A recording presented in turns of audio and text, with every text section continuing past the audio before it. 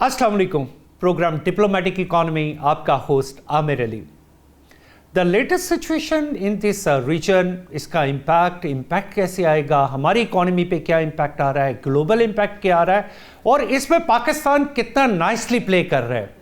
पाकिस्तान की diplomatic efforts no doubt everybody have appreciated, highly appreciated. उसके साथ साथ अब पाकिस्तान के पास टाइम है कि वो इन डिप्लोमेटिक एफर्ट्स को और स्ट्रैटेजिकल स्ट्रेंथ को अपनी इकोनॉमी में कन्वर्ट कर दे।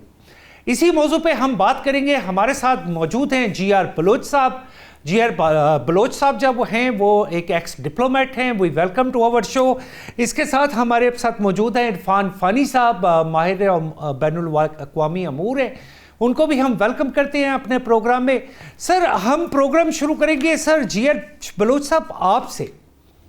सर, एक स्टेटमेंट आती है कि अमेरिका आस्क्ड नाटो दैट कि जो ट्रंप साहब की जितनी पॉलिसीज़ हैं, नाटो को उसको एंडोर्स करना चाहिए। यानी कि अमेरिकन ने एक डोमिनेशन शो की है कि वो कहते हैं जी कि ट्रंप साहब की जो भी पॉलिसी है नाटो से बगैर पूछे एंडोर्स कर दे। तो हाउ डू यू फील कि किस तरह नाटो चल सकती है? शुक्रिया। देखिए, ये सवाल बड़ा बुनियादी है और मैं आपके साथ शेयर करता चलूं कि हम अपनी एक ट्रेनिंग में थे 10 साल पहले। तो हम वहाँ ब्रसल्स भी गए और नेटो के हेडक्वार्टर में गए, और उससे जो मेरा सवाल था, जो वहाँ प्रेजेंट कर रहा था, कि अगर आप अमेरिकन की पावर को निकाल दें, जो उसका जो डिप्लोमेटिक, उसका खासतौर पर जो मिलिट्री पावर है, तो क्या अपने तौर पे यूरोपियंस नेटो को चला सकेंगे? उसने बड़ा साफ कहा कि इस वक्त जो टोटल डोमिनेंस नेटो की है, और हमें पता भी है कि ये बनाया भी कोल्ड वॉर के दरमियान था, वार्सा की कंपटीशन में, जो सोवियत यूनियन का पैक्ट जो साइन हुआ था। जी बिल्कुल। एसेंशियली अमेरिकन ब्रेन उसी में अमेरिकन थे, इंफ्रास्ट्रक्चर उसका था, ऑर्गेनाइजेशनल वो थे। और इस वक्त जो दुनिया में नेटवर्क है नेटो के, कम्युनिकेशन का, सैटेलाइट्स का, डिप्लॉयमेंट का, वो ऑलमोस्ट अमेरिकन के कंट्रोल में है। और जो उसकी जो बाकी अपॉइंटमेंट्स जो है, वो भी अमेरिकन इंडोर्समेंट के सिवा नहीं चल सकती। और फिर मैं लाता हूँ कि व्हाट मिस्टर ट्रम्प वांट्स। देखिए, वो एक मुतलकुल अनानी की तरफ जा रहा है। It is a democratic country so called, लेकिन almost his approach like a dictator action, right? Politics, and he likes जो बड़े अथॉरिटेरियन लीडर्स हैं, वो सब इसके पसंद हैं, जितने भी हैं उसमें। सो मेरा ख्याल है कि ये कोई चंबे की बात नहीं है। और आगे चल के जो नज़र आ रहा है कि यूरोपियंस उनको बताया भी गया है अमेरिका की तरफ से कि आप अपनी जीडीपी का कम से कम 5% डिफेंस पे लगाएं। एक्चुअली अगर ऑब्जेक्टिवली देखा जाए तो गलत भी नहीं है किसी हद तक अमेरिका का ये demand. There were several rich countries, Japan है, जर्मनी है, और यानी 0.5%, 1%, और अपना बताते थे कि जी हम बड़े पैसिफिस्ट हैं, बड़े पीस लवेंगे, देखो हमारा 0.1% जीडीपी का जो है वो डिफेंस में लगता है। भाई उसने पूरा वजन उठाया हुआ है, 70, 80, 90% अमेरिका ने। तो obviously it's a bigger economy. उसका बजट जो है वो मेरे ख्याल दुनिया के बाकी जो इस वक्त जो बजट है, अब तो और मजीद बढ़ जाएगा, वो अमेरिका के बाद अगले 10 भी अगर मुल्क मिला लें फिर भी उसका अकेले का डिफेंस बजट ज़्यादा है। सो आई थिंक आने वाले दिनों में या तो नेटो को हम देखेंगे कि ऑर्गेनाइजेशनल लेवल के ऊपर मे भी आगे चल के यूरोपियंस अपना एक बना लें, छोटा नेटो बना लें, या नेटो का अपना, और ये it becomes a more a consultative forum, not a पंच। और ख़ास तौर पे ट्रम्प जो इनसे खफा हुआ है इस दफ़ा कि दे स्टूड बैक, जब वो ईरान पे उसने नाजायज़ हमला किया, गैर इंसानी, गैर कानूनी हमला किया इजराइल के साथ मिलके, तो कोई भी नेटो का जो मेंबर था, उन्होंने देखा मेरिट ऑफ दिस इन्वेजन के लिए। बिल्कुल गुलाम रसूल साहब, मुझे थोड़ा इंटरफेयर कर रहा हूँ कि मैं पहले तो एंडोर्स करता हूँ आपकी बात का कि none of the NATO allies were standing with the American, और जिसका उन्होंने गिला भी किया। और सर क्वेश्चन इसी से है, डॉक्टर इरफान फ़ानी साहब हमारे साथ मौजूद हैं, बड़े माहिर आलमी अमूर के। सर क्वेश्चन थोड़ा सा रिलेटेड इसी से कि अगर नाटो ने सारी बातें ही अमेरिका की इसी तरह मान लेनी है, तो वो जो ग्रीनलैंड पे ये बार बार कहा जा रहा है जी कि हम ग्रीनलैंड पे कब्जा कर लेंगे, या हम ग्रीनलैंड पे इस तरह जो भी they want to एक्सिक्वेट actually Greenland, और ग्रीनलैंड तो नाटो कंट्री है, डेनमार्क उसी का पार्ट है, तो इसका मतलब है कि अमेरिका क्या उसके अपने ही लॉ के खिलाफ चला जाएगा नाटो के? इरफान साहब आपसे मेरा क्वेश्चन है। जी जी, वो किसी शायर ने कहा था कि लो आप अपने जाल में सयाद आ गया। ये जो मगरब है ना, इसने गुज़िश्ता आप 60-70 सालों की जब आप तारीख पढ़ते हैं तो इन्होंने जो ग्लोबल साउथ और ग्लोबल नॉर्थ का जब आप कंपैरिजन करते हैं तो आप देखते हैं कि ग्लोबल नॉर्थ जो है उसकी जो पॉलिसीज ग्लोबल साउथ की तरफ रही है ना, वो बहुत ज्यादा हिपोक्रेटिक है, मुनाफकत के ऊपर मबनी थी। अगर तो फलस्तीनियों के ऊपर जुल्म होता था तो वो जुल्म नहीं था, वो राइट टू सर्वाइवल था इजराइल के लिए। गाजा के लोगों पर बमबारी होती थी तो वो भी क्राइम नहीं थे। तो कश्मीर के अंदर, दीगर जो साउथ के अंदर जितना भी जुल्म हो सकता मगरिब की तरफ से, और पता नहीं अमेरिकन ने बहुत सारे ममालिक के ऊपर इन्वेजन्स की। अब जब वही अमेरिका जो है वहां पे एक out of syllabus president Donald Trump की शक्ल में आ चुका है, और जब डोनाल्ड ट्रंप 2016 में आया था तो एक किताब लिखी गई थी हाउ डेमोक्रेसीज डाई, और उसमें यह क्लेम किया गया था कि अगर दूसरी तरफ भी डोनाल्ड ट्रंप जो है वो अपना टर्न के लिए आ जाता है तो अमेरिका के अंदर जो जमहूरियत है और जमहूरी अदारे हैं उनकी जो सालमियत है उनको शदीद खतरा लाहक होगा, और उसी तरफ हम देखते हैं अमेरिका जाता हुआ महसूस हो रहा है। तो आज जब उसी मगरिब को ये पता चला कि कभी वो कहते मैं कनाडा जो है उसको अपना एक और स्टेट बना लूं, कभी वो कहता है मैं ग्रीनलैंड के ऊपर आ रहा हूं, कभी कहता है पनामा कनाल के ऊपर मैं अटैक कर लूंगा, कल कह रहे थे कि straight of Hormuz would be the territory of America in future. तो मतलब इस तरह का जब प्रेसिडेंट आ जाएगा तो अब वही रूल्स एंड रेगुलेशंस जो आप जो ग्लोबल साउथ के ऊपर अप्लाई कर रहे थे, आज जब मगरबी ममालिक के ऊपर उसकी एप्लीकेशन होती हुई नजर आ रही है तो यूरोप के अंदर से आपको फिर आवाजें उठती हुई नजर आ रही हैं। ये वही यूरोप है जो गुज़िश्ता सेकंड वर्ल्ड वॉर के बाद जो पूरा एक निज़ाम बनाया गया था, और इस निज़ाम की तश्कील के अंदर जितनी भी इन्वेस्टमेंट थी वो भी अमेरिका की तरफ से थी, और जितनी भी मिलिट्री पावर इन्वेस्ट की गई थी वो भी अमेरिका की तरफ से थी। और पूरे यूरोप के अंदर टोटल यूरोपियन कंट्रीज की इतनी ज्यादा मिलिट्री पर्सनल नहीं है जितने यूरोप के आपकी बात में सप्लीमेंट्री क्वेश्चन है, आपकी बात कोई अगर थोड़ा सा आप मुझे गाइड करें कि ह्यूमन वैल्यूज का बड़ा जिक्र किया जाता है, तो ये अमेरिकन अपने अलावा तो किसी को ह्यूमन समझते ही नहीं है, तो उनकी तो वो सारी वैल्यूज ह्यूमन वैल्यूज है जिनमें उनके अपने कंट्री को फायदा पहुंच रहा होता है। तो इसके बारे में भी थोड़ा सा बताइए। इंटरनेशनल रिलेशंस के अंदर moralities are the tools not the rules. ये डेमोक्रेसी, ये जमहूरी कदरें, ये इंसानी हकूक, ये वो शील्ड हैं जिनको मगरिब हमेशा इस्तेमाल करता है अपने मफादात को प्रोटेक्ट करने के लिए। आप देखते हैं पूरी इस्लामी दुनिया के अंदर उनको डिक्टेटर्स और आमिर जो हैं उनकी जरूरत है, क्योंकि आमरीत जो है वो मुस्लिम वर्ल्ड के अंदर उनके मफादात का सही तहफ़्फ़ुज़ करती है। और आप देखते हैं कि तमाम अरब नेशंस के अंदर आमरीत हैं और उनको उनसे कोई प्रॉब्लम नहीं है। हाँ, ईरान के अंदर भी एक अथॉरिटेरियन रजीम है, लेकिन क्योंकि ईरान उनके मफादात के खिलाफ काम कर रहा है तो हम देखते हैं कि अमेरिका वहां पे इंसानी हकूक की आवाजें उठाना शुरू कर देता है और कहता है ये लोगों को वहां पे फ्रीडम नहीं है।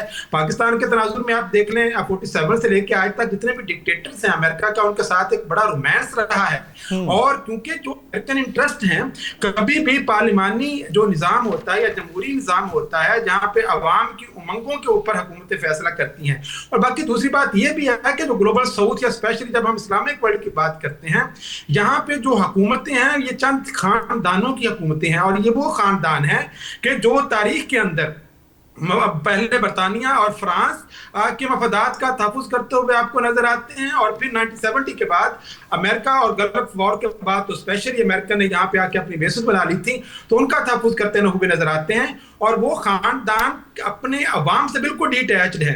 उनकी जो पॉलिसीज हैं और उनका जो मफादात हैं वो ये उन्हीं जो अमेरिका है या जो बड़ी ताकतें हैं उनकी के साथ अलाइन होने में ही है। आज अगर वो डी अलाइन होने की कोशिश करते हैं अमेरिका से तो उनकी फिर हुकूमतों को खतरा लाहक हो जाता है। सर बिल्कुल सर इरफान फ़ानी साहब हमारे साथ ही रहिए, بڑی امپورٹنٹ چیز آپ نے ہائی لائٹ کی ہے، لیکن اس بات کو میں کنٹینیو کروں گا. مصطفیٰ کمال پاشا صاحب ہمارے ساتھ موجود ہیں، بڑے میرے محترم ہیں. مصطفیٰ صاحب میں آپ کو ویلکم کرتا ہوں. ایک انسیڈنٹ ہوتا ہے پاکستان میں، اور بڑا ریسنٹلی، کہ پاکستان کے جو بلوچستان صوبہ ہے اس کے انٹیریئر منسٹر ضیاء لانگو صاحب پہ ایک اٹیک ہوتا ہے، اور اس اٹیک میں کچھ ان کے باڈی گارڈز شہید بھی ہو جاتے ہیں. تو سر یہ ایسا تو نہیں ہے کہ یہ جو ٹیررسٹ ہیں وہ کوئی اپنی ایسے پاور دکھانا چاہ رہے ہیں، اور خاص طور پہ ان دنوں میں جب پاکستان کا یعنی یوم آزادی بالکل قریب ہے، تو یہ فورن فنڈڈ، یہ اس میں تو کوئی شک نہیں ہے، لیکن یہ جو ایکشن ہوا ہے اس کے بارے میں آپ کیا کہیں گے؟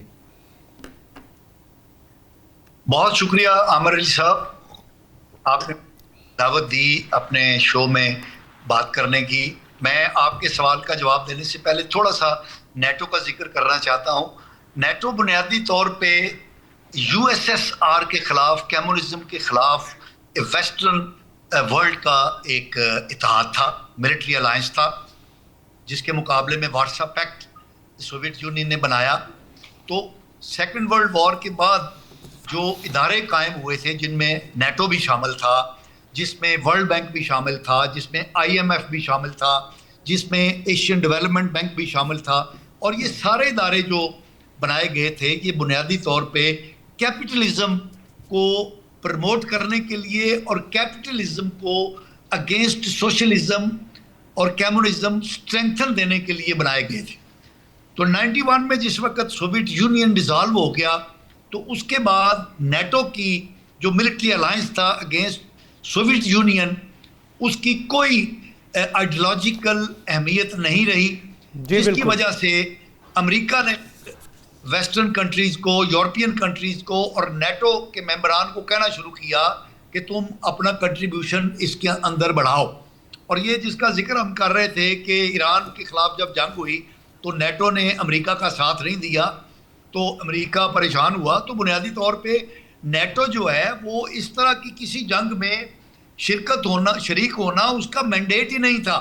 نیٹو کا تو مینڈیٹ کلیئر تھا، Soviet Union, communism, against communism. جی بالکل بالکل آپ ٹھیک کہہ رہے ہیں کہ اگینسٹ کمیونزم. لیکن سر اس میں پھر وہ بات تھوڑی سی ہو جاتی ہے کہ آرٹیکل 5 کا بھی تو ذکر آ جاتا ہے نا نیٹو کے، کا attack on one country is considered to be attack on all this region. Okay, لیکن اگر ہم نیٹو کے پورے اس مینڈیٹ کو دیکھیں تو اس آرٹیکل کی تشریح یہی ہے کہ اگر نیٹو کے کسی ملک پر کمیونسٹ ملک کا حملہ ہوگا تو اس کو اپنے اوپر حملہ تصور کیا جائے گا. اوکے، اس کو اگر گریٹر براڈر پرسپیکٹو میں اگر دیکھا جائے تو اس کا مطلب یہی بنتا ہے. ایران کی جو جنگ ہے اس کا اس میں پرسپیکٹو میں نہیں آتی. اب آتے ہیں آپ کی بات. آپ کو عامر صاحب پتا ہوگا کہ پاکستان میں پہلا دہشت گردانہ جو حملہ تھا وہ 2003 میں ہوا تھا، جس وقت امریکن ٹروپس جو ہیں 2001 میں جب افغانستان میں آئے تو انہوں نے انڈینز نے بھی یہاں پر اپنے وہ سلسلہ بچھایا، اور وہ پاکستان سینٹرک ان کی ایکٹیویٹیز تھیں.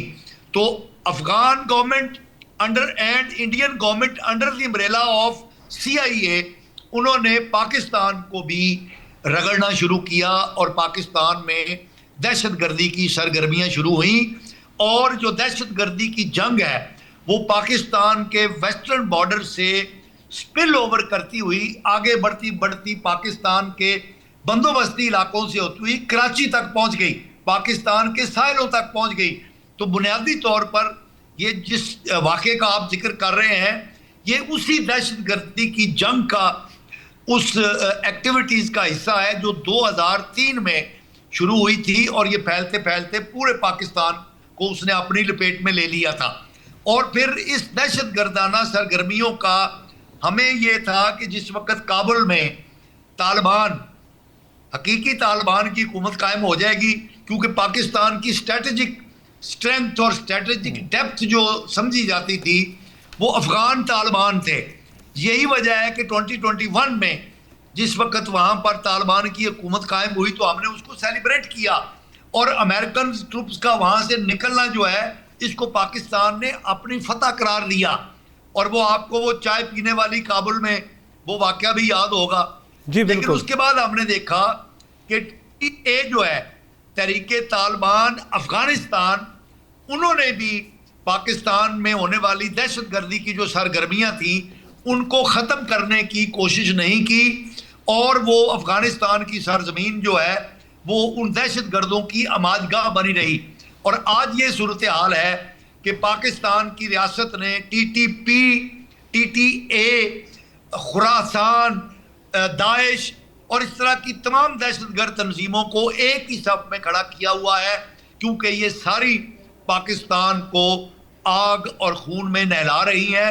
اور افغانستان کی حکومت جو ہے تحریک طالبان افغانستان ان کو سپورٹ کر رہی ہے، ان کو لاجسٹک سپورٹ بھی دیتی ہے، ان کو جگہ بھی مہیا کرتی ہے کہ وہ اپنے محفوظ ٹھکانے وہاں پر بنا سکیں. اور یہ جس دہشت گردی کا آپ نے ذکر کیا یہ اسی پالیسی کا ایک ایکسٹینشن ہے. بلوچستان کے اندر BLA کی سرگرمیاں ہوں تو اس کو بھی انڈین را کی حمایت حاصل ہے، اور انڈائریکٹلی افغان TTA کی جو حکومت ہے وہ بھی ان کو سپورٹ کرتی ہے. سر پاشا صاحب آپ بالکل صحیح فرما رہے ہیں. آپ کے ہی کویسچن کو لے کے ایک چھوٹی سے بیک کمنٹ دینے کے بعد مجھے GR بلوچ صاحب کی طرف جانا ہے کہ مجھے ایسا لگتا ہے کہ افغان سرزمین میں ان تمام سو کال طالبان یا جو لوکل واریئرز ہیں انہوں نے اس سارے وار کو اپنے ایک پروفیشن کے طور پہ لے لیا ہے، اسے ایز اے جہاد نہیں لیا. اب یہ جو بھی ہو رہا ہے یہ سارا ایک پروفیشنلزم ہے، یہ اسی پہ کام کر رہے ہیں. یہ میری اپنی آبزرویشن ہے. اس کے ساتھ میں سر GR بلوچ صاحب آپ کی طرف پڑھنا چاہتا ہوں کہ پینٹاگون نے ایک وارننگ دی ہے، اور وارننگ یہ دی ہے کہ ہمارے پاس ایئر ڈیفنس میزائل سسٹم کی شارٹیج ہو رہی ہے. اچھا خبر کہیں نہ کہیں سے بریک ہوئی، امریکنس نے بعد میں اسے ڈیفر کیا یا نہیں کیا. اگر کوئی خبر نہیں تھی تو وہ خبر بنی کیوں؟ تو اگر واقعی ان کی یہ میزائلز کی شارٹیج ہو رہی ہے تو اس کا لانگ ٹرم امپیکٹ کیا آ سکتا ہے؟ شکریہ جی. You want me to answer یا بریک کرنا چاہ رہے ہیں؟ نہیں، I want you to answer sir. Okay جی. دیکھیے ہمیں سمجھنا یہ پڑے گا کہ ایران نے کیا جو ہے وہ اسٹریٹجی کیا تھی، وار اسٹریٹجی کیا تھی، اور اس میں ٹیکٹکس کیا تھا. ان کی وار اسٹریٹجی تھی کہ ایک اسیمیٹرکل وار لڑنی ہے. ان کو پتہ ہے کہ امریکہ اور اسرائیل اس سے کئی گنا زیادہ ویپنز رکھتے ہیں، ویپنری رکھتے ہیں، زیادہ کائنیٹک پاور ہے ان کے پاس، فوج کی تعداد کے حوالے سے بھی، ٹیکنالوجی کے حوالے سے بھی. اور اوبیسلی ایران کے پاس تو نہ تو ایئر ڈیفنس سسٹم ہے، اور ان کی ایئر جو فورس ہے، ایئر فورس بھی تقریباً مفقود ہے، کوئی اتنی زیادہ نہیں. شاید کچھ رشین SU آئی تھنک 24 وہ ان کے پاس ہیں، باقی کا پرانے جہاز ہیں جو انہیں ابھی کھڑے کیے ہوئے ناٹ آپریشنل. تو اس میں انہوں نے کہا کہ اب کیا کیا جائے. It was an amazing, very creative کہ انہوں نے لو بجٹ والے میزائل اور اسپیشلی ڈرون استعمال کیے.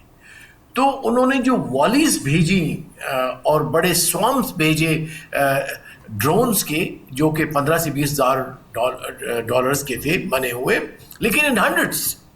اچھا ایٹ ون ٹائم لوگوں دیکھنے والوں نے کہا کہ یہ تو پاگل ہو گئے. Even I at times I said, are they really just firing randomly? Is there any method in this madness? لیکن ان کی اسٹریٹجی تھی کہ ہم ان کا جتنا بھی ڈیفینسو سسٹم ہے، جو چاہے وہ ان کا آئرن ڈوم ہو، پیٹریوٹ ہو، بیکاز اسرائیل کے 3 جو تھے لیئر ہیں ان کے ایئر ڈیفینس کے.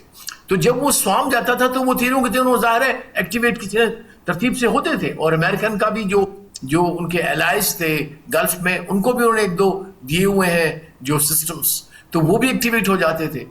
تو اس سے یہ ہوا کہ ان کی اس اسیمیٹرکل اسٹریٹجی سے obviously اس وقت جو بتاتے ہیں کہ جو انفیکٹ CIA کی کچھ رپورٹس تھی کہ جبکہ ایران ابھی تک بھی اپنے پاس 60 to 70% آف اٹس جو ڈرون اور میزائل کی کیپیسٹی ہے وہ رکھتے ہیں، جبکہ وہاں پہ جو امریکن اور اسرائیلی تھے خاص طور پر، اس میں تو ان کے پاس جو میزائل ہیں وہ کوئی 30-40% رہ گیا, باقی سب انہوں نے ان یوزلیس ڈرونز کو جن کی اپنی ورتھ کچھ نہیں تھی, $2,500 چلے $25,000, جی بالکل 2,500 والا جو, اور ان کے مقابلے میں ان کا 1 ملین سے 4 ملین کا ہوتا ہے جو ڈیفینسو سسٹم ہے. So I think it worked very well. اور پھر یہ ہے کہ یہ ریپلینشمنٹ آسان ہے ایران کے لیے, کیونکہ it's a very low technology, low budget. وہ جو ہے وہ کمپنی کو بتاتے ہیں, کمپنی پھر کمپنی کو بتاتی ہے, کانٹریکٹرز کو بتاتے ہیں. It's a very long time. In fact I was reading somewhere کہ ان کی ٹوٹل پروڈکشن ایک سال میں کوئی 200-300 اس طرح کے میزائل جو ان کے جو ہائی پروفائل ڈیفینسو میزائل ہیں پرابلی ان دا پیٹریوٹ, تو وہ, اور پھر سب کمپنیز کے پاس نہیں, there are only few companies which make, Lockheed Martin, 1 or 2 other جو ڈیفینس ان کی ہے.